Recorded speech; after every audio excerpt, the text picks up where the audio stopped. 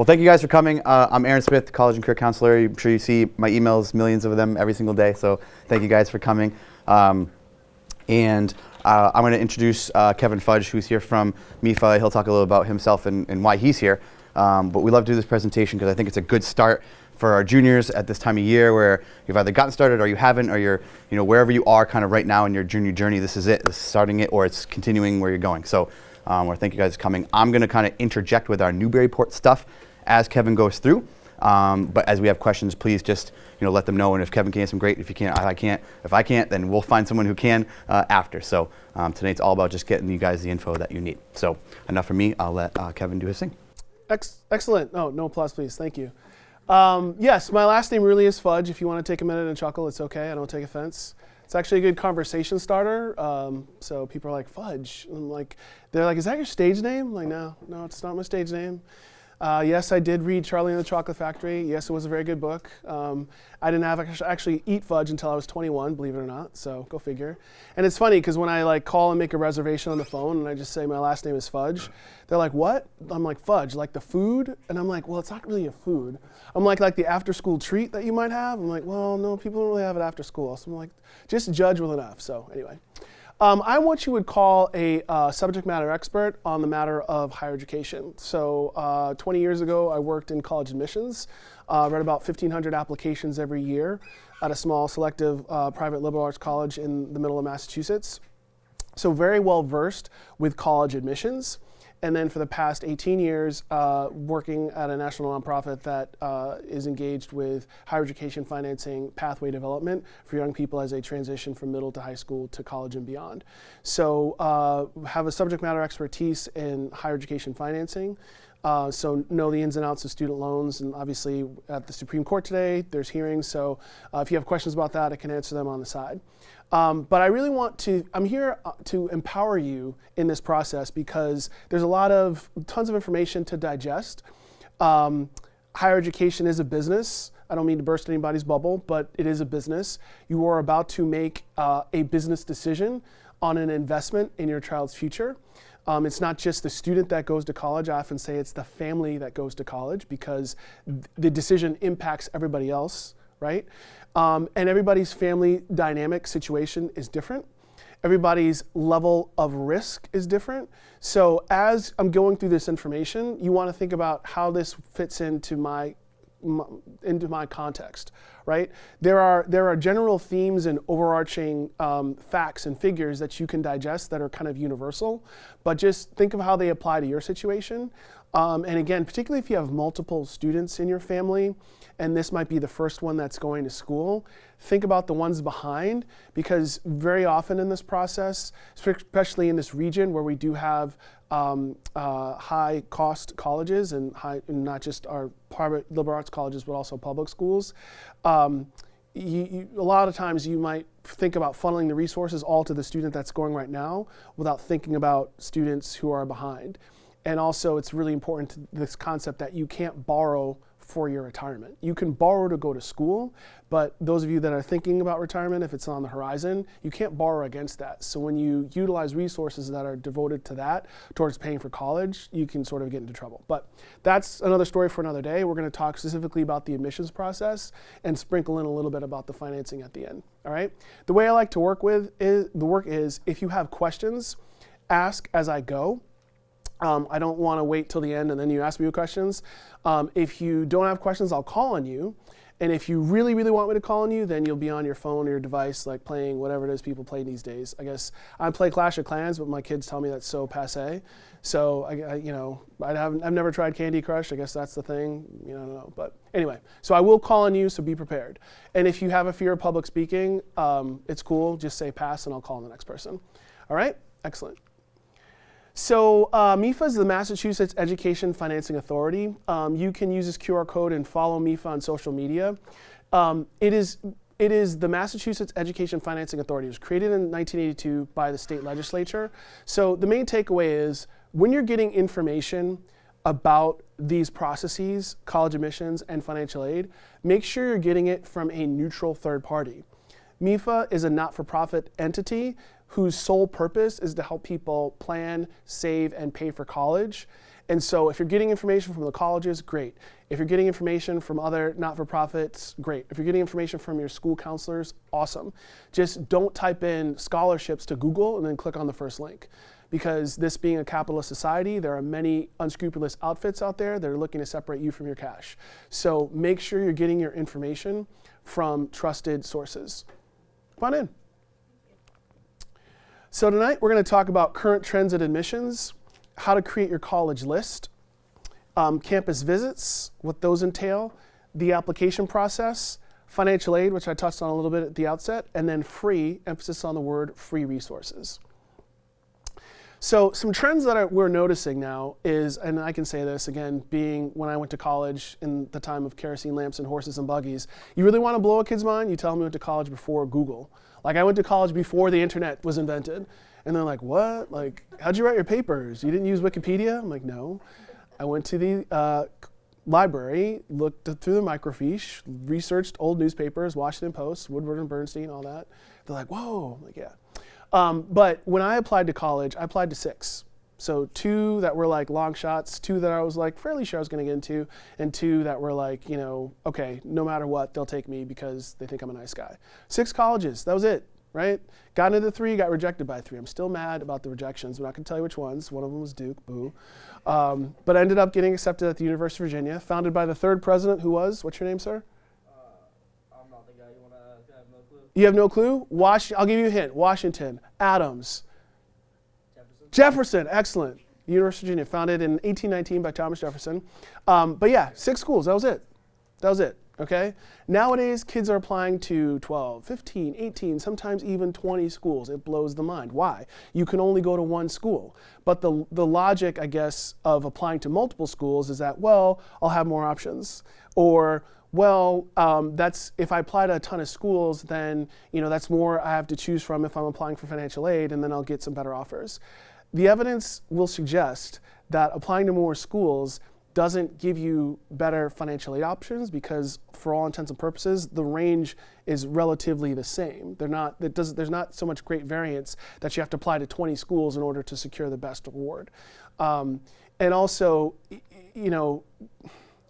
again, it's more of a product of higher education's marketing efforts, because if a college has more applicants and they can reject more people, they're going to be more selective, which makes them appear more exclusive, which allows them to raise their tuition because, wow, we're really selective, a lot of people want to come here.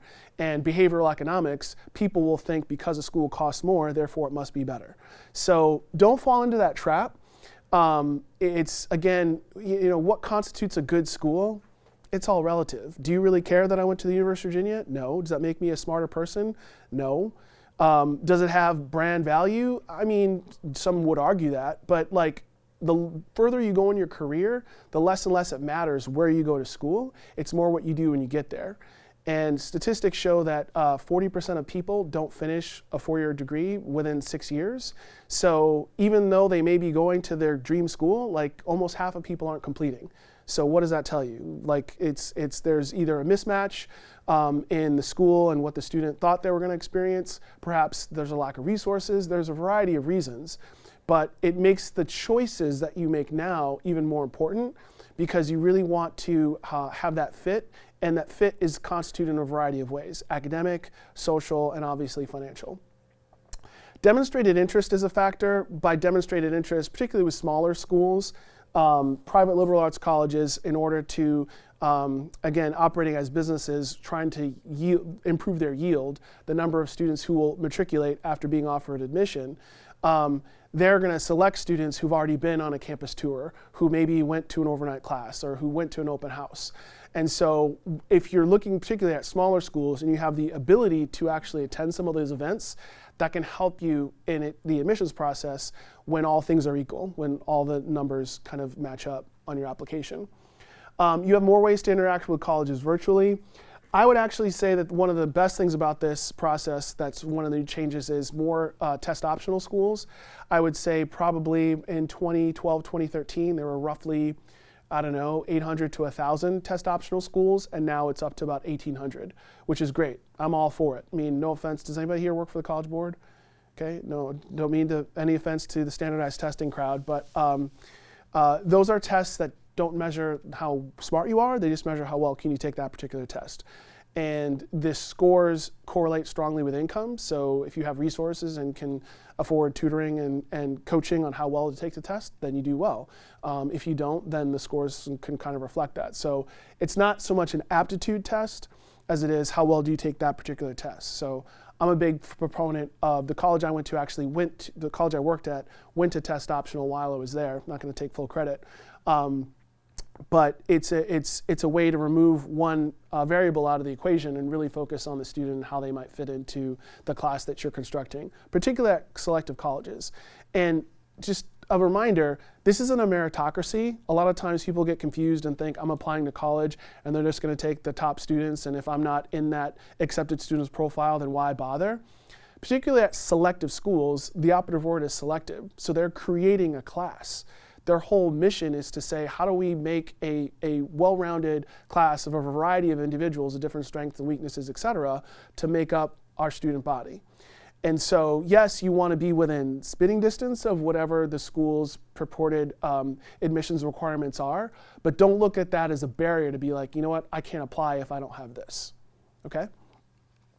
There are longer wait lists, but again, higher ed being businesses, they're trying to edge their bets and they're trying to get a certain number of students to matriculate.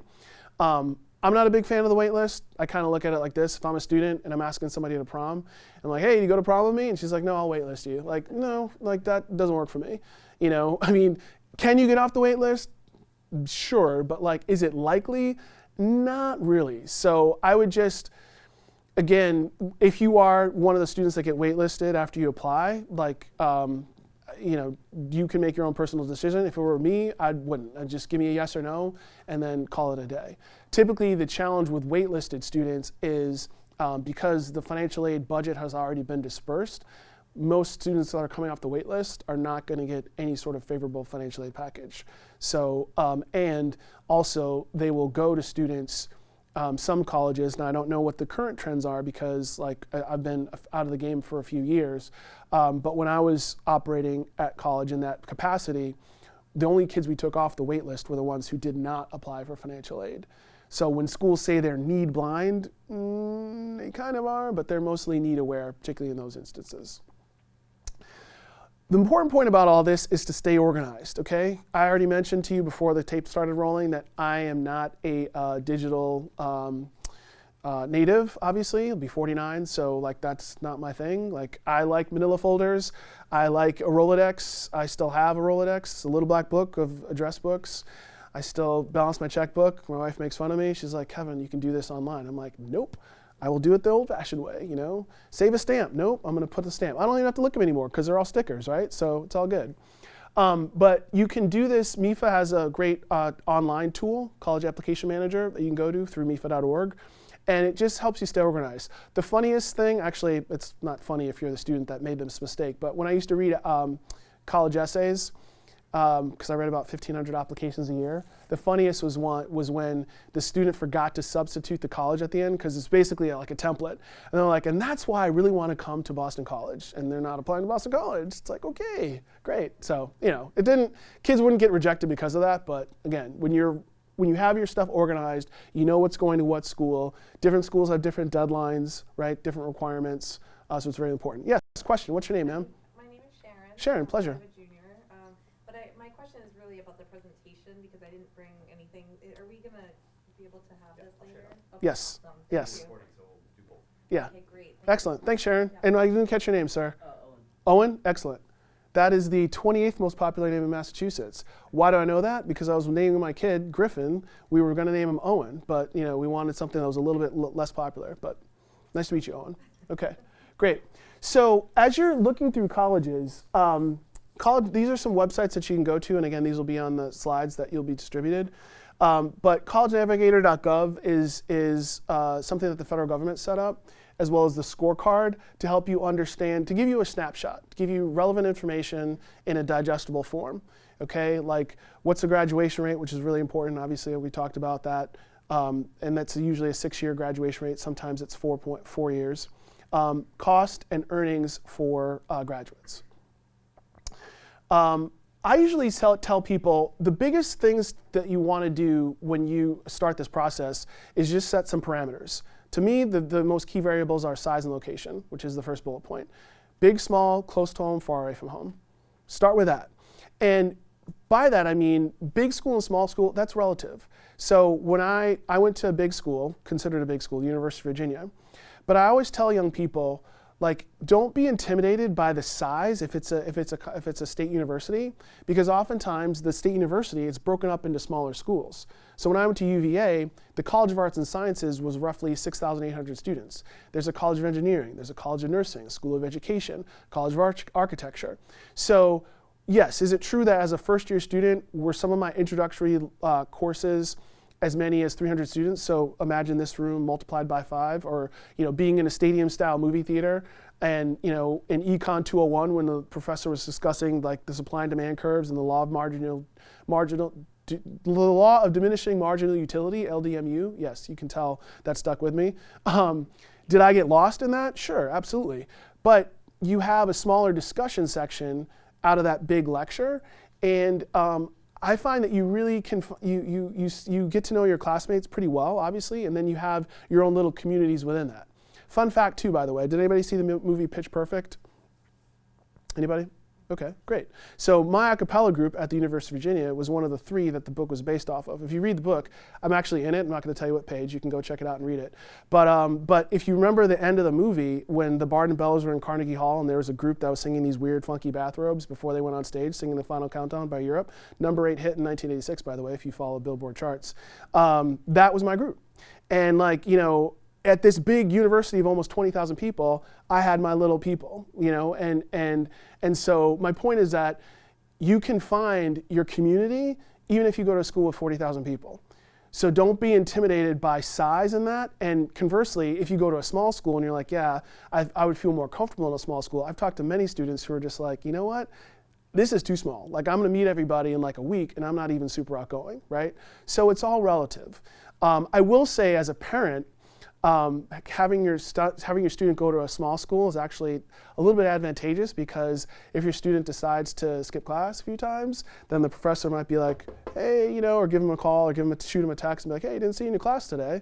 And there's those lower student-teacher ratios lend to a different kind of connection, versus being at a larger school, like you can just not go to class for a week. Not that I did that, just because this is being recorded. But if you want to talk to me offline, I can tell you about those adventures. But I made it through, made Dean's List a few times, so all's well.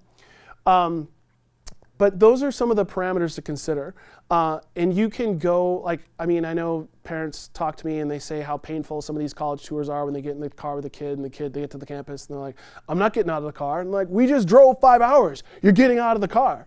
And if you don't want to have those battles, you can go online.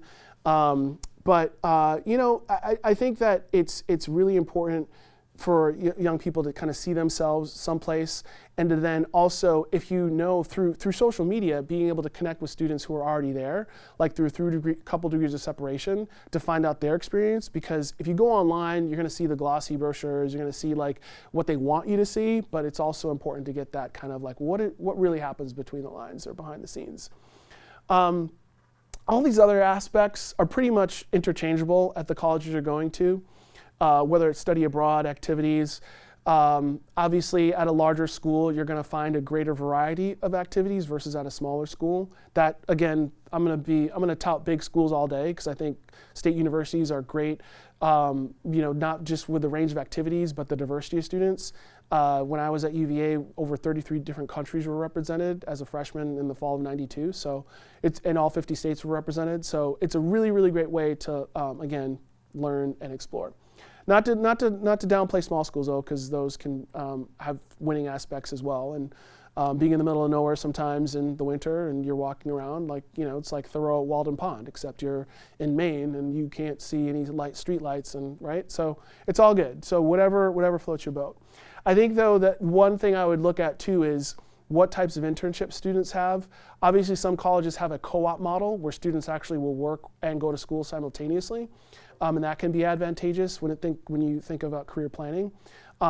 But smaller schools without necessarily that co-op program can also have a robust internship program. And it's never too early to start thinking about what's next. Because while whatever you major in isn't necessarily what your career will be, it's important to sort of make those connections instead of being like me and like graduating and be like, okay, what's next? And having to move out because your lease is up in August and you just graduated in June. So, like I said before, campus visits, they can be formal or informal.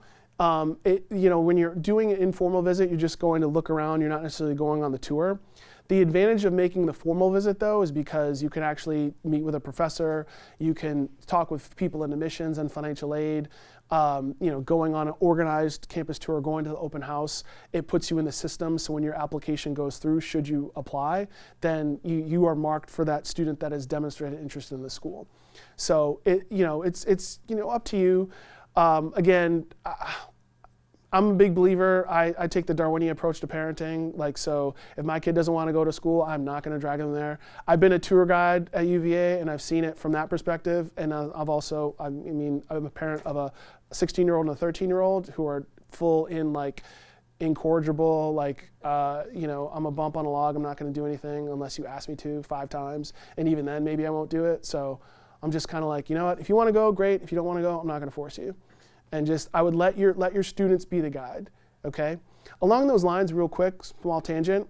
If your student comes to you and says, you know what, I really want to take a year off before going to college, I'd like to take a gap year, before you shoot that down, just entertain that thought. What do you want to do? Obviously you don't be in the basement playing video games the whole time, but if they're thinking about I just need a break, because the whole point about this is that college is not the destination. It's part of a continuum. And many school counselors I've talked to over the years have been like, we need to move away from this idea that you're working towards this thing and then you get there and then you're done. And it does not have to be linear. It doesn't have to be this perfect A, B, C, D, E. Maybe you take a break. Maybe, there's students who work part-time and go to school part-time, earning their credits at a 2-year school before transferring to a 4-year school after that first or second year, right? Getting an associate's degree or earning credits towards that 4-year degree. So there's many different avenues and ways to do this. So try to, we are as older people wedded to this idea of okay, you graduate high school, you go to college and, and that's that. But times have changed and there's many different ways. I would just focus on the outcome. What do we all want? We want our young people to be successful, hopefully, in a career or a job that they find personally and professionally rewarding, and with a family-sustaining wage that they can then build a foundation for their future. So focus on the outcome and not so much what they're going to do to get there, and that can help you expand your idea of what we consider post-secondary education and training. And so it's both. It's not college or career, but that it's a hybrid, and that's what we're moving towards. If you go to a college fair, those can be super overwhelming depending on how many colleges can be there. But typically what you'll see is they'll have a list of all the colleges that we'll be attending, and so you can kind of identify them before, and with a map, a site map of where the colleges will be at what tables, you can then be strategic about how you operate in there. Instead of just walking in and being okay, by osmosis, thinking the information will Our happens in the fall. We have about 100 colleges that come. Yeah. I give a month in advance of who's going to be there, so you guys will know and have that list. Perfect. Excellent. Awesome. And then if the colleges allow you to have one-on-one meetings with them, that's great. Sometimes the national college fairs, NACAC stands for the National Association of College Admissions Counselors. They have a national fair in Boston every year. And so that's when you can see 100 times 3, 600 schools, right? But you can do smaller information sessions, or you can arrange to have one-on-ones. But the thing is, if you meet with an admissions representative and they encourage the student, and you as the student go and they encourage you to email them or be in touch, definitely do that, because they save those emails and they put them in your file, and that's the individual that may advocate on your behalf when you're applying to that college or university. So like I said before, I applied to 6 schools, and 2 were in each of these categories. And everybody's situation is different. The one thing I would say on this, for especially the students and the parents too, is be humble. Be confident, but be humble. overestimate your ability to be in some of those schools, in those highly selective schools, because they reject valedictorians regularly. So you could be the #1 student here with 12 honors, 6 APs. Heck, you could even be on an international baccalaureate curriculum. They don't even offer it here. And like you take all these classes online and you liaise with like students in Japan and Australia and like you're killing it, right? And you could still get rejected. So like it's important to, I would tell this to like any rock star student, even ones who like went into space and colonized the moon, like, you know, don't just apply to like all schools in this tier. Right? Diversify, like just like with assets, you want to diversify your portfolio. Same thing with schools, okay? And there's no reason, I don't know, Aaron, what you tell students about the number of schools that apply. Hopefully it's like 8 to 10, 8 to 12-ish, okay? So I really can't stress this enough. There's no reason to apply to more than 12 schools, really. You can only go to one, and even when you make a decision, and like let's say you get 12 acceptances, you're not going to deposit at 5 different schools and then make up your mind right before you move in, okay? Most app fees are $50 to $60. Yeah. At least. 50 to 60, sometimes $75. Saw 100 this year, a couple Canadian schools. So Yeah. it's a lot. So it adds up. So do your homework, set those parameters, and 8 to 12 should be good. I would actually, and again, and if it were me, I would lean more on the possible and reach. Maybe I would apply, 75% of the schools like I'm fairly confident in, and then 25 to 30% of them are like reach and like long shots. It is true. So and from a financial perspective too, it's important to mix the public and private. It is true that a private college, the net cost may end up being less than what it would be all in at a 4-year public university. That my general rule when I advise folks is like, if you're able to do that, awesome, that's great. But you won't find that out until you go through the process, until at the end you see the financial aid award, and then you can compare. So I would encourage you in the preliminary process as you're thinking about constructing your list, I wouldn't, if it were me, I would not apply to all schools that are like 75,000 and above, thinking that I'm going to get a significant enough discount to make it worth my while. Like you also want to make sure that you're applying to schools diversifying not just from a selectivity standpoint, but also from a financial standpoint, and you have a range in that as well. Yes, what's your name, sir? So you, Chris. Chris, what's going on? So you're saying, rule of thumb, oftentimes private colleges will end up costing less than public colleges? Chris, that's a good question. So the question is, do private colleges cost less than public colleges as a rule? And I wouldn't say it as a rule. I would say it is likely.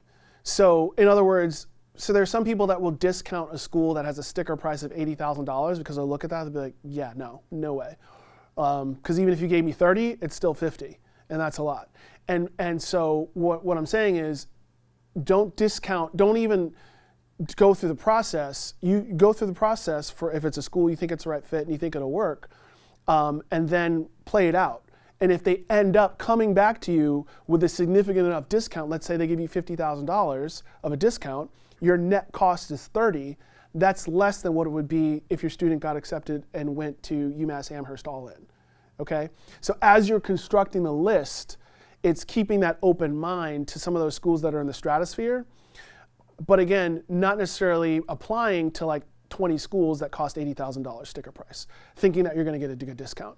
I would say like, sprinkle in a couple of those, but for the majority of the schools, probably try to get it in a more healthy range because, again, this is an investment. It's a 4-year proposition if you're thinking about a bachelor's degree, and if you have multiple students, that's where things can get a little dicey. Yes, question. What's your name? Mariana. Mariana, pleasure. I'm curious as to how those packages from the schools are constructed. So part of it is need-based, part of it is merit money, and I'm sure it's different in all the schools. Sure. But somewhat of how does it work? Sure. And those packages that they get thrown at people, are those for the 4 years or just for the first year that you apply? Wow, Mariana. Question. No, you've reached your question quota. It's okay. No, I'm just kidding. You can ask as many as you want. I don't want to get too far down on this tangent because that's financial aid, and I could spend 90 minutes talking about that, and we want to talk about admissions, but I appreciate your question. I will definitely answer it. The first part about your question is how are the packages constructed? And for the majority of financial aid, it's going to be based off of need. And I'm just going to tell everybody right now what the federal government determines your need is and what colleges view your need is very different from what your need is, your view of your need, right? Like if a college costs $50,000, I'd be like, yo, my need is $50,000, okay? So show me where to sign and give me the check, right? Like that's my need. I'm not trying to pay $50 for my kid to go to, so that's how they are constructed. Some schools will offer merit-based aid, and it can be based off academic merit. So either class rank, standardized test scores, number of honors, advanced placement classes, et cetera, GPA, or athletics, or artistic. And in those merit-based awards that'll be part of that discount that you see from the sticker price, it will either be a one-time award of let's say $20,000 or $25,000, right? Or it could be, so let's actually use 20. So you could have a $20,000 award that could either be 80 or 5. Why? Because if it's a one-time award of $20,000 for a 4-year school, you got to split that up. You have $5,000 every year, right? If it's a renewable award, you have $20,000 each year, so that's $80,000. If it's renewable, typically it's going to be based on having a GPA, maintaining a GPA while the student is enrolled. And that GPA, now, logic would tell you that the higher amount that you get, the higher the GPA requirement would be. For $20,000, maybe the minimum GPA you need in order to maintain that award would be like a 2.7 or a 2.8. If it's $30,000, $40,000, or even $50,000, you're looking at a 3.2, 3.3, maybe a 3.5. I don't think I've ever seen a GPA requirement be higher than 3.5, even for like a full ride. So, just something to keep in mind. But again, you won't know that. That's part of the research as you're looking at schools if you're going on a tour. Those are the questions that you can ask the people in admissions. They will have some general base financial aid knowledge about the percentage of students who are coming, who've gotten financial aid, and then what the typical discount. You can ask, what is the typical discount? If you ask that at a private school, they'll be like, ooh, okay, look at you, calculus AB, like honor student, But that's part of this process, is learning the language of college admissions and financial aid. A lot of these people who have worked in colleges have done so for a very long time. So for them, all these acronyms, NACAC, FAFSA, EFC, SAR, Student Aid Report, like cost of attendance, COA, they know that like the back of their hand because they've been in it for so long. For those of us that are coming to this process for the first time, and oh, by the way, if you've gone to public school and never paid for school in your life, this is the first time we're actually paying for, well, besides daycare, right? Which, I mean, heck, let's be honest, is almost as expensive as college these days, right? You are coming to this cold, and so there's an expectation, unfortunately, sometimes on the colleges that you're going to be armed with all this knowledge because they put it on their website.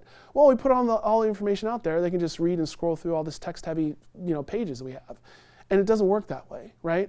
So part of your challenge is, okay, you know what? I want to be more fluent in this area, and I want to understand this language so that I can feel an equal footing when I'm speaking to somebody in financial aid, and I'm not just taking what they tell me as gospel, right? I've done my homework, I've done my research, and then I can push back a little bit if there's some question about the information I'm receiving. The second part of your question was, how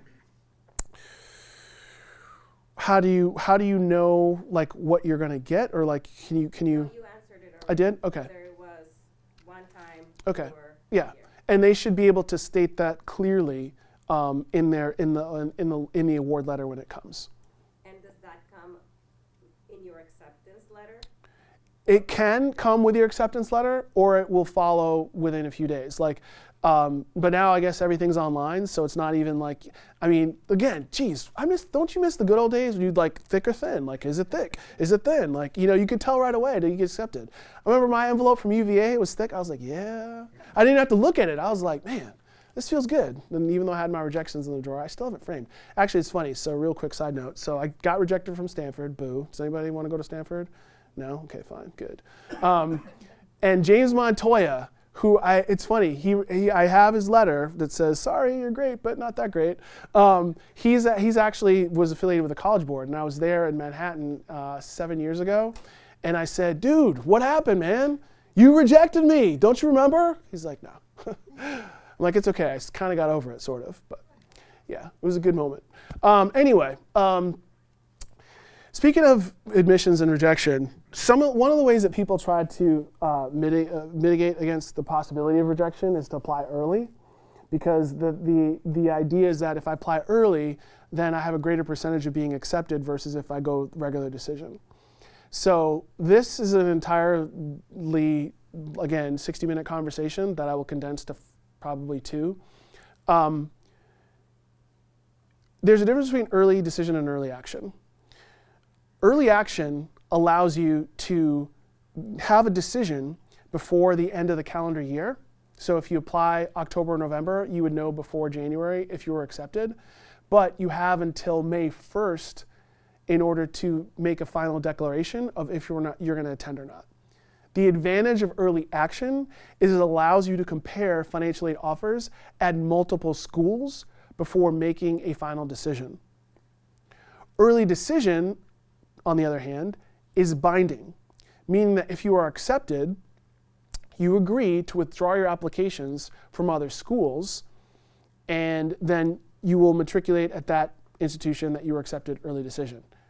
The problem with that is if they gave you an award, a financial aid award that was insufficient, then you're bound to go to that school. And since this is being recorded, I'm not going to go too far down this path about early decision. You can talk to me offline about strategies and things about that and what my true thoughts are. But it doesn't allow you to compare and look at offers from other schools. So in my professional opinion, the advantage or the psychological satisfaction that you may have from being accepted at your number 1 school or top choice or dream school is not worth the cost of eliminating other potential awards and offers that you may have received from other colleges. You basically paint yourself into a corner, and I mean, if money is no object and you just can write a check, great. But even if that was the case, I still would want to consider what other possibilities were out there. I'm a big fan of options. Okay, the word optionality was invented, like you'll see my picture in the dictionary. I'm all about that. Like I thought about game theory before they said there's a thing called game theory. Like I did logic problems as a kid, like when I was 5, I was like, ooh, this is great. Like I'm all about having a multiplicity of options. Okay, so if you want to apply early, you want to know where you want to go, early action is the way to go. The bump that you get from early decision, statistically speaking, it's not so much that you can have a 2.0 and apply to a super selective school, and because you're applying early, you get a bump and now you're desirable, right? Research has shown that typically the kids who are applying early would get accepted regular anyway. They're like type A high achievers who like roll out of bed and like, you know, have an espresso waiting for them and like hit the ground running and like, I'm all about it, right? Right? So, you're not talking about students that are marginal and then they apply early and then they get a boost to be accepted, okay? There's plenty of schools that are open admission and there's rolling admission too. So one keynote that I want to make as well is like, just take a moment after tonight and by yourself in a quiet moment and like say college and like think of what immediately comes to your mind. Because we live in an area where you think of college, you think of 4-year private liberal arts, leafy serpentine walls, professor strumming the guitar in the quad, right? But 70% of the country goes to public schools.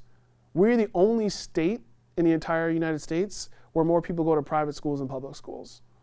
And so our idea of college has been skewed by like our demographics or the landscape. And I would just encourage you to really broaden your horizons about like what you think college is.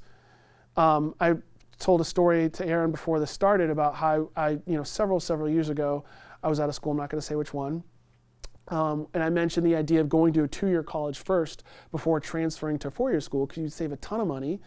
You get your associates, and then when you go to that school and you transfer, you get your bachelor's from that school, and you graduate with a quarter of the debt that you might have if you'd gone someplace else. And I saw the principal in the back of the room, just shake his head and was like, and so I talked to the school counselors who were standing next to him, and because he left in a huff like before I was finished, and I said, did I say something that was untoward? I mean, I'm used to being the skunk at the picnic sometimes. Like I say things that are unpopular, I get it. But I'm like, what was offensive about what I said? And he was like, we want 100% of our students to go to a four-year school. And I was like, okay, but maybe they don't want to go to a four-year school. Maybe some of them want to go to a two-year school to start, or maybe someone would love to go to a four-year school, but we have this thing called affordability, where the four-year school they want to go to might not work out, and it would be more advantageous for that family to start out paying less, and before they took that, big hit later on. And he was like, they were like, no, we just 100% of our students, we need to go to a four-year school. But I mean, to me, that was more indicative of like where we are as a region and how people can have myopia and tunnel vision about what they think of higher ed as, right? So I would just encourage you, again, broaden your horizons, think about what's possible, and listen to your student. Listen, have a dialogue. Yes, Chris. On the last, just maybe think of something on that last slide. Chris, Sharon, Mariana, Owen, right? Okay, I'm going to know everybody by the time the night's over, so, all right. Back when you actually were reading 1,500 applications, like, in reality, did you guys give more credibility to earlier applications? Like, did you say these are the type A kids, I should pay more attention to this? And in reality, did they get more, I don't want to say leeway versus one that you got in January instead of September? No, that's a good question. So kids that applied early were read as early decision applicants. Kids that applied early for regular admission, like if they have sent their application, if it wasn't due till January 15th and they sent it in November, like you might be read first, but you're not. There's no advantage for applying early. I mean, you could fill it on the deadline and be a rock star. So that's a good question, but no, there's no advantage. One of the reasons why college applications have increased so much is the ubiquity, like the Common App, which is a great tool because many colleges use it. But here are the main application forms. If you use the Common App, most colleges will use this, and it's pretty straightforward. It's pretty easy. Again, I use the paper application. I think that's why I got admitted actually, because my dad was like, I guess my dad's like old school. He wasn't in the military, but you could swear he was. I had an electronic typewriter that I borrowed from him. I didn't return it in the manner in which I received it, the pristine manner in which I received it. The cord was sticking out a little bit. He's like, and I'm like, dude, really? Like, he's like, no, you can't use it. And I'm like, Dad, I got to do my college applications. He's like, well, here you go. Boom. Gave me like his like 1950 typewriter that he used for his papers at Bowdoin, right? He's like, it still works. I'm like, Dad, really? I would hit O and then it would like put a hole in the page, right? I'd have to type O very softly. But what ended up happening was, it was awesome. I wrote my college essay on this like 1950 typewriter. When you held it up to the light, it looked like Ursa Major, like constellations shining through. But actually, ironically, it actually probably got me admitted, right? Because I typed it up, like, they probably thought, this kid is so retro, like, I also sent a tape of me singing in, maybe that helped. But anyway, but in the interest of time, let's keep it rolling. So, the application process, the thing that you're judged on the most is your high school transcript, the second bullet point, okay? So think of that as your resume, your grades, what classes have you taken, and most colleges, they want to see trends. So hopefully you started off freshman year, you have a solid line, you did really well, and you continued that through, you flat line. Or maybe you struggled, somebody at the 8th grade dance rejected you, you felt bad, so you started off freshman year not so great, but then you had an upward trend, right?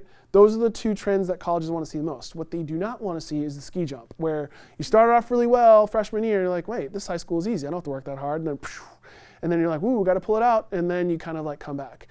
The one time where you can have some bumps in the road is if you had a life event, parent loss of job, death of parent, death of grandparent, family pet. Colleges are understanding about life, and so the school counselor, in their recommendation, can often point to that as well. But they can also tell the difference between a kid that's just like kind of all over the place and not really that interested. Yes, question. What's your name? Beth. Beth, what's going on? Of COVID. Ooh. A huge event for our freshmen that are going to college this class. They missed out on a freshman How does that affect this? That's a really good question, Beth. So how does COVID affect a student's how they're viewed in the process? And I would just say, as a blanket statement, again, I'm not in admissions right now, but there is that's factored into the equation when it comes to like grades and performance. And I think my advice would be to a student who may have been more impacted than his or her peers is that in the personal statement that rather than with any type of personal event, rather than get bogged down and talk about like, you know, how challenging it was and how like I was in this deep dark hole and I couldn't see the light and, you know, and I don't want to say like overly dramatize that. Like it's important to kind of like get in, get busy, get out, and talk more about like where I'm at now. Because if you look at if you look at the essay questions and the prompts, they're all about like things that you've learned and what are you doing now as a result of something that happened. So instead of dwelling on that, it's more like, okay, here I am now, I'm a senior, this is what I've learned, this is what I'm looking forward to, this is how this impacted my life and the lessons I took away from it, and spend more time on that, right? So, but yeah, that's a great question. That's something. So I actually was on a committee last year with the Dean of Admissions at Pomona Selective School out in California. I asked the same question because I wanted to know how our students would fare. And I loved his answer. It was, I don't want to hear if you were normally affected, right? If you were normally affected, kind of what Kevin was saying, you didn't lose someone or you didn't lose a job, that kind of thing. You did it like everybody else did. They want to hear, what did you do with your time, right? Did you learn a new skill? Did you learn how to cook? Did you take on a new instrument, right? Did you take advantage of the extra time at home to, play 100 more video games and become nationally ranked, right? What did you do with your time that you now had with your family? Did you go on more hikes? What did you do? And that's what he was excited to read. And I was like, all right, cool. This is a really selective school that wants to get down to the idea of what kids really did with that time. Because let's be honest, we all had a ton of time together if we were home and working. So the normal affected, if they have kids have a question, they can come and ask me what that means. I'm happy to chat with them about that. But it needs to be something additional outside of kind of, again, the norm of what we were all kind of going through at that time, if that makes sense. Yeah, it does, and I'm just thinking about the transcript itself, like, not, for those kids that struggled not being in person learning versus. Yeah, and our seniors last year had that the coding that's on there. Colleges now are pretty good about it. They know what that coding means. It pretty much just means COVID, but each school has a little different. For us, it was, I forget it says like a CN or something like that. And college will know that. They'll read our profile, they'll go through it, and they take that as the human approach to that process. And again, and for their seniors this year, like you said, who are freshmen and sophomores going through that, it's really going to be a good chunk for them. So junior year grades are really going to be important for how they do. Kind of what Kevin's saying with that kind of jumper, did they stay straight? That's great, thank you. You're welcome. And so these are all the things that are part of your application. And like the last two bullet points, audition and portfolio, if a student is interested in the arts. So the portfolio could be like digital, photography, visual arts, like, or music. So academic readiness, and this varies. Obviously, the more selective the school, the more they're going to say, have you taken a rigorous curriculum? But I mean, again, 70% of people go to public schools. Like the selective ones are the ones that get most attention in this process, but every school does not have a 4% acceptance rate, right? So are you taking, if you're applying to those super selective schools, then you need to be taking the most rigorous classes that are available to you. So honors classes, advanced placement classes, and then are you taking the AP exam after completing the class? So, it's all relative. I would just say because oftentimes I get asked the question, is it better to have a C+ in an honors class versus an A in college prep?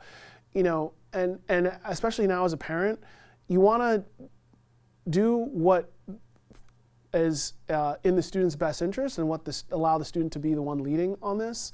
If they are interested in taking rigorous courses, by all means, help them, sign them up. I wouldn't push. And that's the thing as a parent, that's a fine line between how much do you nudge and encourage and how much do you draw back. How much do you say, hey, well, you know what, you might do well if you took honors algebra or honors geometry. And then they might push back and be like, yeah, no, I'd rather be in class with my friends. It's not the end of the world if they're not taking like super rigorous courses. Because again, like wherever they go to college is not destiny.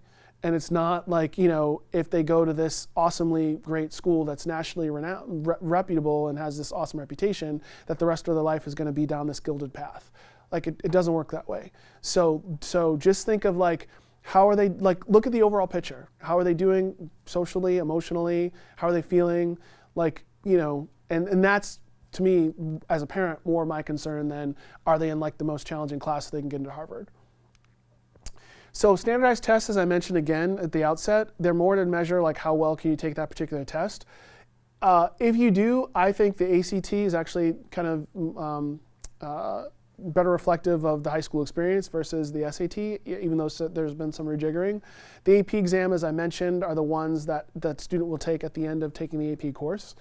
And if you want to look at whether or not a school is test optional, fairtest.org is the website where over 1,800 colleges now have declared themselves as test optional. I have that linked on our website as well. So your activity list. This is really important. Sharon, question. So we've had some different families give us different. This is our first going to college, and my daughter's not. She doesn't know exactly what she wants to do. So she, so some families have told us that it's better if she just chooses a major and then she can always switch it when you get into the school. And then other families have said, just, it's totally fine for her to go in undecided and then, decide once she gets there. And so I would love to hear your thoughts on that. And Okay. Sharon, you're really going for the gusto today, huh? I like it. It's a good I like it. It's a good question. So, yeah, I wish this wasn't being recorded. No, I'm just kidding. This is not controversial. So, two things can be true at the same time. If you are applying to a college, particularly a smaller college, where, and you're applying pre-med to a small liberal arts college where the number of students who are allowed to enroll each year is capped, then it is necessary for the student to make that declaration as part of the application process, okay? But that is for a specific major such as pre-med at a liberal arts college versus a large comprehensive university, right? So only if you're applying to a specific program at a small school would you need to declare in order to indicate to the school, yes, I want to be considered for this major that has limited spots. In general, it doesn't matter. You can check off undecided, that makes no difference in the admissions process if a student's declared or undeclared. And at most places, you have until the end of your sophomore year to declare what your major is. And I strongly, strongly recommend, especially if a student has no idea, just go, explore, and use the time in between semesters to do informational interviewing. If you can utilize a parent or friend's LinkedIn and connect with folks. I don't know about you, I'm happy to talk to young people all the time about career pathways and what my workplace culture is like and the skills that I use and where else I could use and I know there are plenty of adults out there that want to do that. So that to me is a better way than just declaring a major and trying it out and see if you like it, versus going in and being open to what's available. So 2 questions, yes. Next to Sharon. Comment. I'm Ellen. Ellen, pleasure. Meet You as well. I'm going to argue with that just a little bit because I have a sophomore at UMass, and there are now a lot of schools and majors that you cannot transfer. So even UMass, you can't get into the business. You can't transfer into the business school. You go in as a freshman or you don't get in. So before Kevin answers that, I'll touch upon it because I agree with everything that Kevin said, with the caveat with why I'm here. So that when kids come in, we have those conversations when they say, oh, I want to apply to nursing. Cool. That's one of the majors that you have to know you want to do in. But if you go in and don't like it, awesome. Switch into something else. Now, I'd say there are a lot of exceptions to what you correct. said, And there's I always say, well, what else would you might want to do? Because if they don't have what you also might want to do, then you can't switch into it. So it's got to, yes, that first thing I want to do is something specific to the school, which we can go over that because there's some schools that there isn't any, and there's some schools like UMass Amherst or other ones depending on the major. So, yeah, majors like nursing, architecture, there's a lot of things that you correct. Cannot. But that's for some more selective schools that have those selective programs. There are other schools that it won't matter. Yeah. Right? I could tell you, off the top of my head, 10 that for nursing that it doesn't matter when you apply. And then there's 10 that it does. There seems to be a trend now that that schools aren't doing undecided. You're applying for a major, you're applying for a spot in a like the School of Environmental Science, the School of Liberal Arts, and you're getting accepted to that school. Does that make sense? Yeah, I'll probably have to do a little research on that. I loved what you said, Aaron, at the beginning, that if we don't have the answers to something, we're not going to make it up. Rule number one in public speaking is never pretend like you have all the answers. Like I can actually say this because you appreciate my pop culture references. So how many people saw the movie Short Circuit in 1986? Steve Guttenberg, Ali Sheedy, right? Who's Johnny? El DeBarge, number 3 hit, right? So when the robot's like looking through the encyclopedia and like input, I mean, that's me, okay? Like I read the World Book Encyclopedia at age 6, like Dad had me reading the New York Times and Wall Street Journal at 8, like I'm all about it. That, even with all that encyclopedic knowledge, like there's tons that I don't know. I would say though, building on Aaron's point, that this idea that you're applying for a spot in a particular school, within a school, that may be, my first thought is that might be more of like a New England phenomenon, because when you go west of the Mississippi and they're just trying to get kids to graduate high school and apply to their comprehensive universities, like they're not really thinking about that, right? And so I think that might be, and it also may be a way from a business standpoint to sort of differentiate yourself and sort of like market yourself as exclusive when your acceptance rate is a bit higher than small private liberal arts colleges that may have acceptance rates in the teens and even the low to single digits, right? So yes, for like, health related fields, nursing, there can be some obviously for pre-med, but for architecture, I haven't heard so much for environmental science or aquaculture, like your marine biology. But general things like education, business is kind of broad. Yeah, but I will, Ellen, I will look more into that. And so next year when I come, I will have a more detailed and nuanced answer. Yes, Beth. We went to, last weekend we went to open house at Champlain College in Vermont. And Champlain College is a small college. And apparently it's well known for its gaming. Number one. Yeah. And literally, like when they said, okay, we're going to divide you up and you're going to go to your specialty majors, and the like small school, like 1,500 kids in the entire 4 years, and I would say the entire room got up for gaming. So obviously the competition to get into that school for gaming was huge. That's intense. Yeah, they're D1 for their esports online because they don't actually have other sports. That's the only sport they have. I do think that this day and age, and when we think about different professions, I mean, I'm a nurse, so I know how competitive nursing is. You don't say. You guys gotta make it right. But there's also other professions, and I'm not sure what they are, but I'm sure it's very competitive to get into that. Right. Well, this touches on the purpose of college, though, right? So that's why if that is a one of the factors in the decision, then it might be prudent then to take a step back if the student is unsure and wants to sort of specialize or figure it out, then rather than go to school immediately, take a year off, work, have some clarity, and then maybe so it depends. Again, I'm coming at this from 35 years ago. 30 years ago. When you go, I changed my major 7 times. I was communications, I was pre-med, I was psychology, what else was I? Jeez, I can't even remember. English. And I was like, what? I got to read this? No thanks.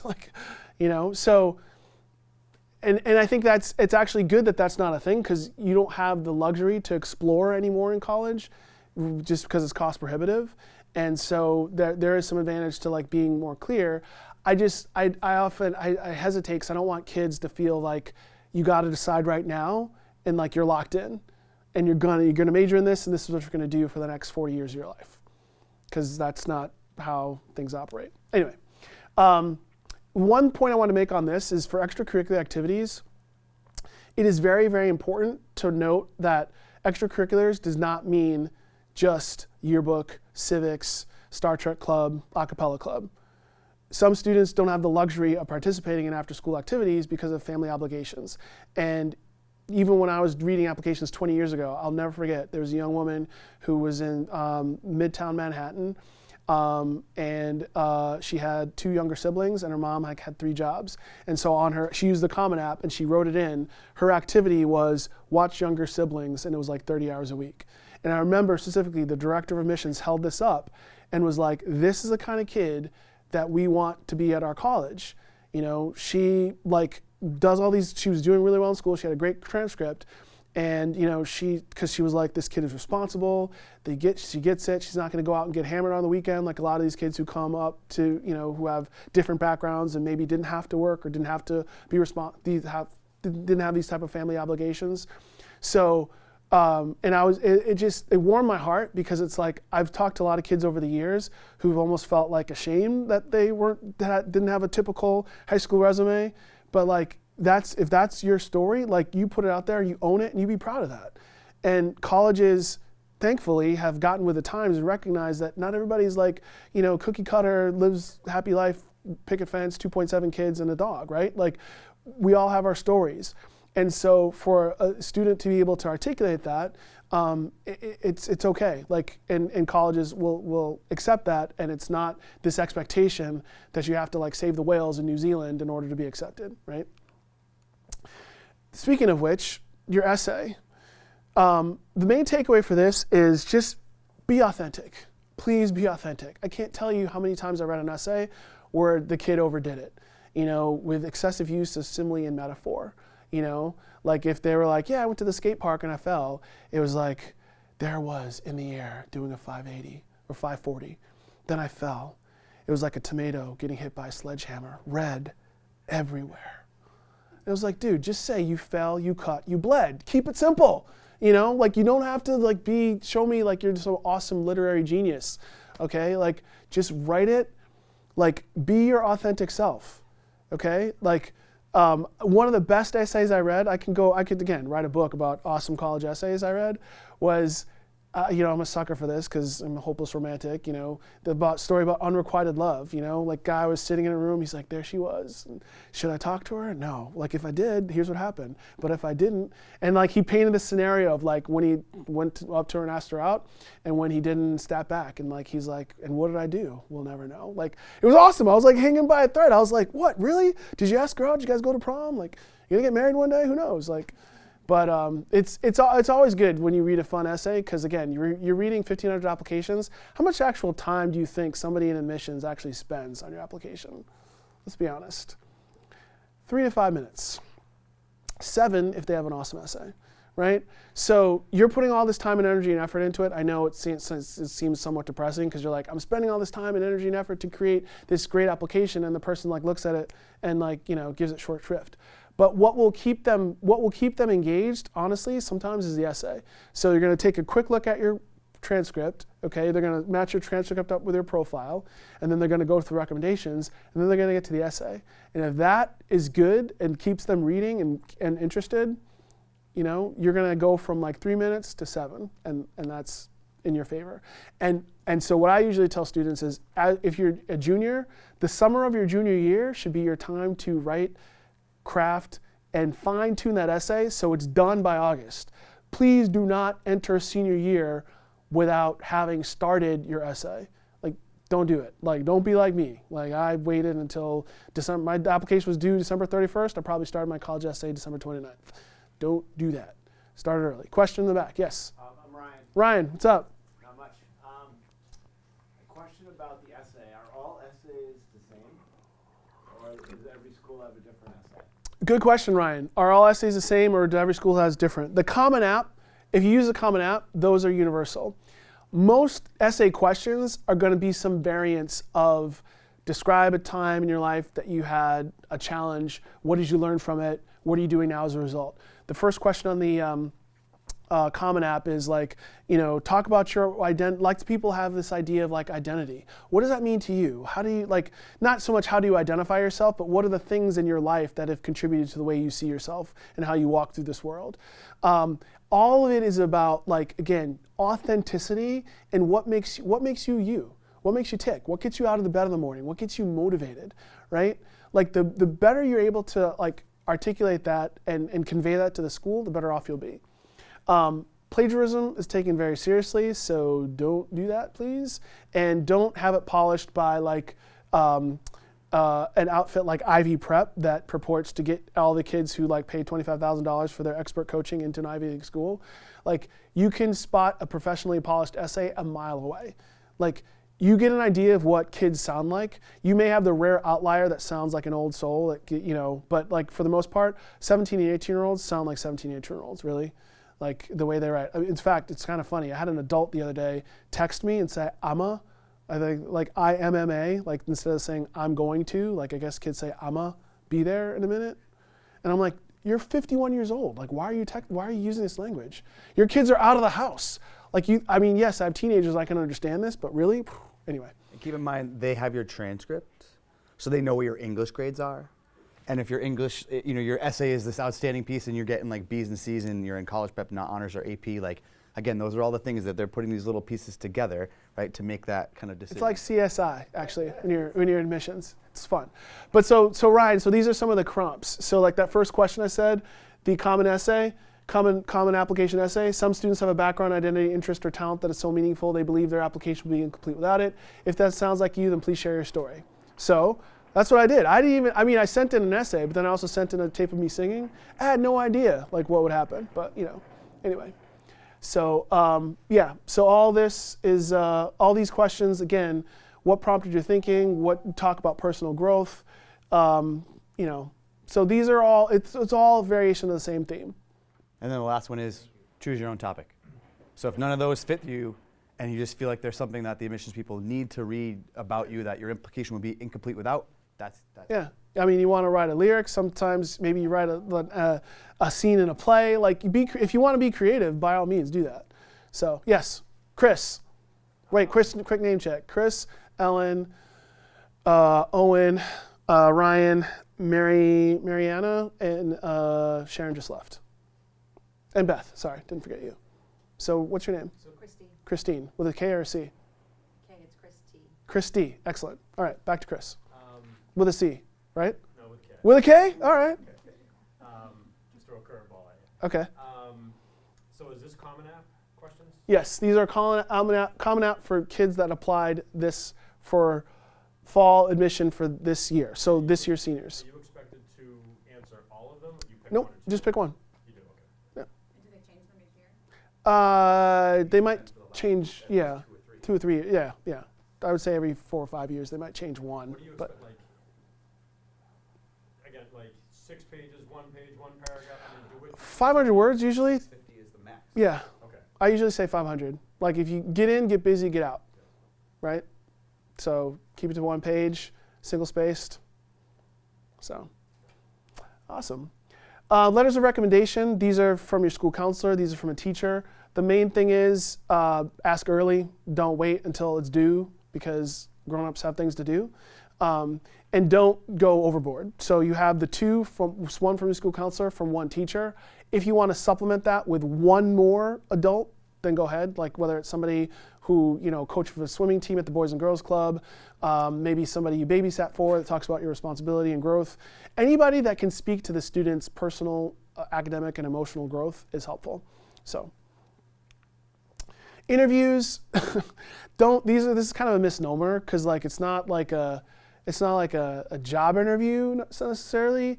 I would say more of a one-on-one meeting is what I would call it, because at smaller colleges that give you the chance to interview, it's basically your chance to like ask an admissions representative more detailed questions about the school, be able to share information about your areas of interest, how they might intersect with what's offered at the school, etc.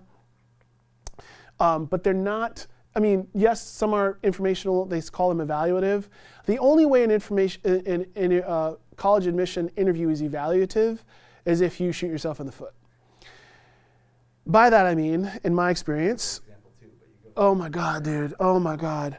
I asked a kid one time, I'm like, so just tell me, what do you like to do in your free time? I don't know, dude, get baked. I was like, wow. And this is before marijuana was legal, by the way, so this is like 2002. And I was like, all right. I'm like, all right, well, what do you do after that? Well, usually I get hungry, so, you know, just eat a bunch of Doritos. I'm like, seriously? Like, whoa, okay. great. And the sad part was his dad was an alum. So like, he was like, so how did little Johnny do? I'm like, well, you might want to check your snack drawer. And if you smell things funny, that this is what's going on. Another time, a student, and again, I can't stress how attire is really important. So, you know, I went to an all-boys school. I wore a shirt and tie to class every day. And when I was not doing well in college, in danger of academic probation, believe it or not, I was. Had way too much fun for a semester. I was like, you know what can I do to help me academically improve? And I started wearing a shirt and tie to class. Awesome. Dean's List. Like, you know, it was awesome. So, but I will say that young people nowadays wear clothes that are a bit more revealing than I would probably recommend they wear. And especially to an admissions interview, like, you know, whether it's a young man and his pants kind of drooping super low, or a young woman like dressed up like she's going to a club. Like, you know, I'm not body shaming anybody at all. I just would recommend appropriate clothing, even though you're in the summer and it's hot, like, you know, yeah. Because that can make for a rather uncomfortable engagement, as it were. So, what were your stories? Oh, I have so many as well. I did college admissions for 12 years. So the worst one was, it was a basic interview, and then his cell phone rang, and he like gave me like the 1 minute after he like checked it because it was his girlfriend, and he literally left my office. I waited 4 or 5 minutes, didn't come back, so I peeked out in the hallway. He wasn't there, so I went downstairs and like. His parents were like, oh, can we come up now? And I was like, I don't know. He left the office. And they were like mortified, right? So he was outside like talking on his phone. And then, you know, as I peek out the window, his parents were obviously having a conversation with him. He didn't come back in. But that was, it didn't mean to be evaluative, but that, you know, got noted down. And when we went to the application process, not necessarily a person you want on your community, right?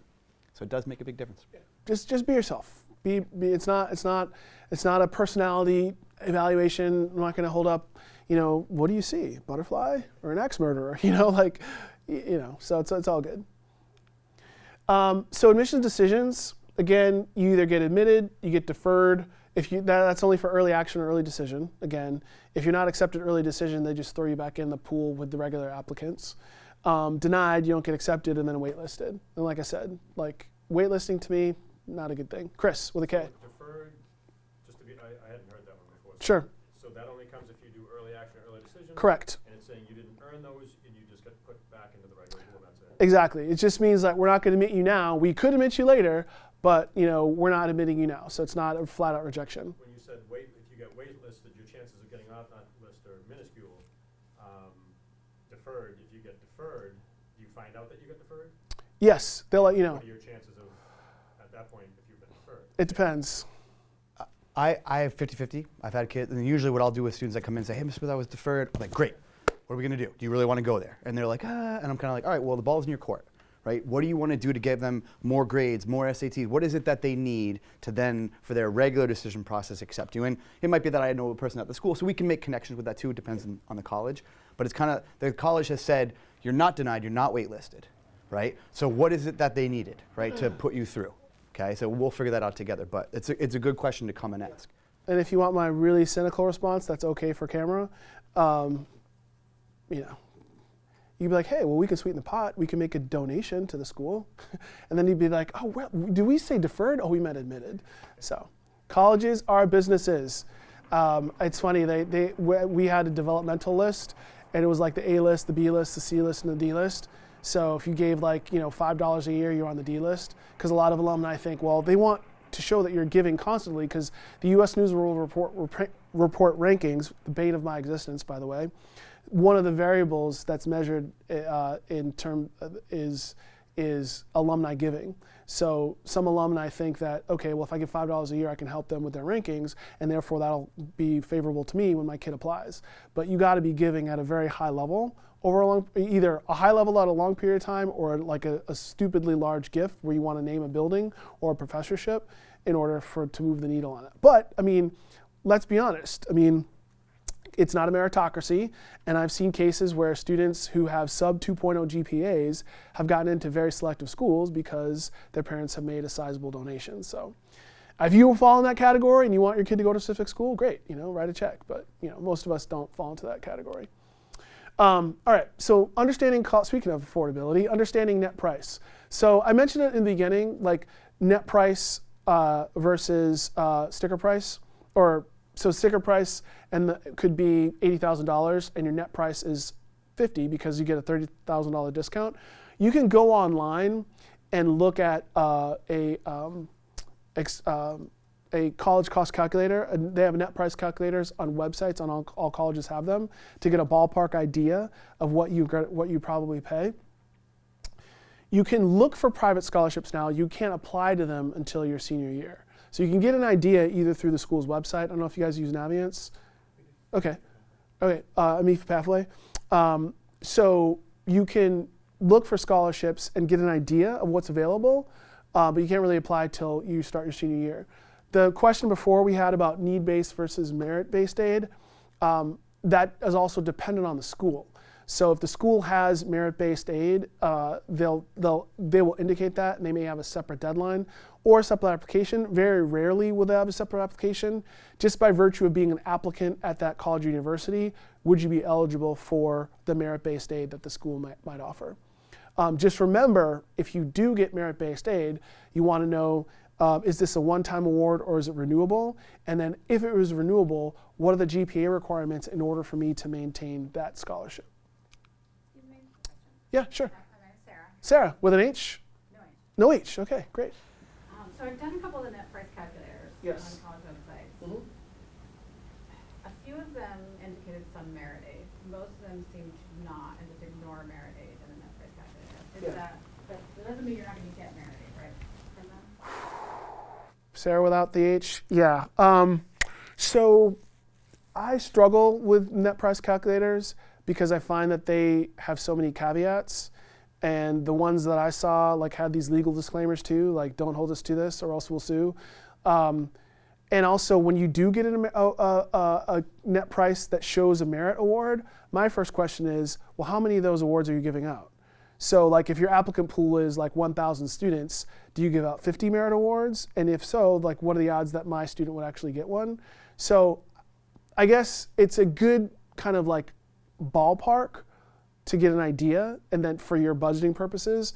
I would follow up with the schools where you didn't see it you can shoot them an email and say, hey, I went through the process, I got a net price calculator, I didn't see any merit aid one versus another college that gave you one. I just wanted to verify that you don't offer merit aid and get that clarification from them, and they'll happily answer that. Or sometimes their merit aid requirements change year to year, right? So they might not post that in there. So it's a great, I love emailing because then you get it in documentation as well too. And they could say, yes, if you have a 3.0, you get this, a 3.5, you get this, a 4.0, you get this. So then you can kind of say, all right, well, with what the calculator said, I now can put those two things together and kind of make a prediction, again, within a range, right? Can you get that information from schools? I've asked a couple times, and they're like, well, we can't really tell you until... You should be by the time they become a senior. So it might be that maybe at the junior right now they might not, because they might say what I just said, and that it might change next. Their budgets might change year to year. So if the student is not a senior, they may be a little bit more dodgy, because in one year they may have an $11 million budget, the next year they might have an $8 million budget. So you could always say, okay, could you give me what this year's senior class was, right? And then they could say, yes, this year's 2022, 23, so that way, again, when it's in writing, they're covered as well too. Excellent. All right. Okay, so we mentioned that. The financial aid forms, the FAFSA and the CSS profile. The FAFSA is the one you use for all schools. It's the free application for federal student aid. Every school you apply to will take the FAFSA. Certain private colleges, about 250 private colleges and scholarships agencies, require the CSS profile.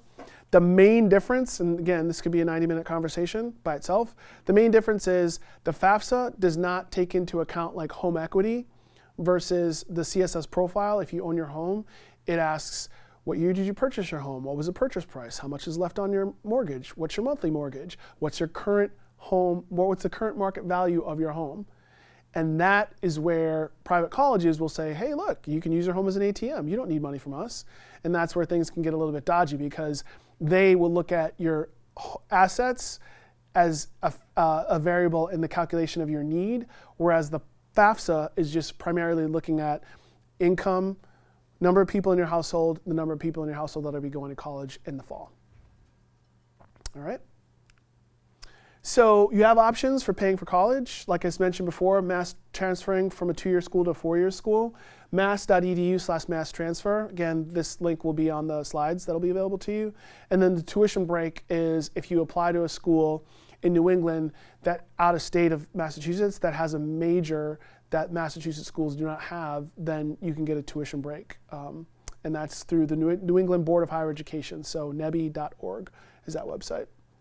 So if you stay on track through senior year, this summer, like I said, start writing your essay. I would actually write that to complete your essay by the end of junior year. And then you can go to colleges and whatnot. So this is basically like a timeline. Your school counselor office has these as well. But you can, again, go to MIFA.org. When you do MIFA Pathway, set up account, like you can see all this stuff. And it's as long as you are, think of it like this. Right, it's a continuum, not a destination, and you're doing this over time. It's gradual. It's not like, oh crap, I'm going to start my college applications the night before they're due. Like, this is not. You want to make this, draw this process out. Okay, like be very thoughtful, be methodical. Think with your head, not with your heart. This is a very emotional decision, obviously. If you were the first to leave the nest or the last to leave the nest, it's emotional. I'm saying this as a parent. Before I was a parent, I didn't quite understand. Like I read stories about the woman who lifted the car off her baby and like found some superhuman strength, and like parents who like operate on 48 hours of no sleep because that's what you do. So I have kids. I completely get it.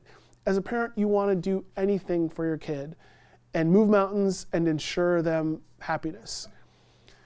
All that being said, it is imperative that you approach this clinically, that you approach this process strategically, that you think of this soberly, like, you know what, we're about to make an investment. What is the best way that we can make this investment that not only protects the student, protects our family, and protects the students who may come behind this student? Okay, you gotta think logically with your head, not with your heart, because the colleges will play on your heartstrings. Oh, doesn't your son or daughter feel so comfortable here? Wouldn't you want them to attend here? You really want to deny them the opportunity of being here? What, you don't want to like borrow, against your home? Look at where your home market, like, don't fall into that trap, okay? Be strategic, be methodical, okay? Like this isn't like, again, a lot of parents think of this, I say to parents, this is not your capstone project. Where your son or daughter goes to school is not a reflection of how well of a job you did as a parent. You slap that bumper sticker on your car, like my kid's an honor roll student, like my kid goes to this school, like no.